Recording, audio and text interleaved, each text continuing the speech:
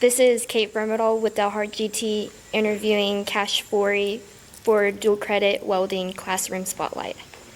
Cash, can you tell us about what you're doing for welding?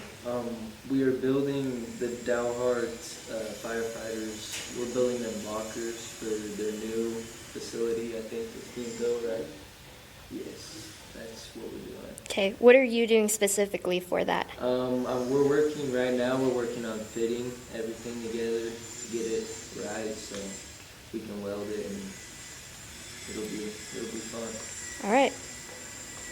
Hello, I'm Drew Fisher. I'm a senior at Delhart High School. Okay, Drew, can you tell us about this project and how it gives back to the community? Well, it's just nice to help out the firefighters when they do a lot for our community. They help us keep safe, and it's just nice to help them with something and just give back to them for all they do for us.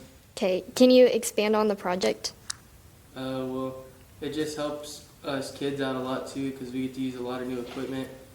We get to use different types of machines and just help us get better at our skill as well. Okay, thank you. Okay, now interviewing Mr. Sanderson. Can you please tell us about this project and what it means to be the head of it? The fire department came to us wanting to, they're expanding into their new facility, and rather than purchase from a big company, they decided to work with the school system to get their lockers built.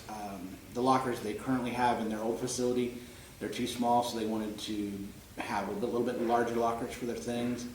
And I thought it was a great opportunity. It ties in our community with our students.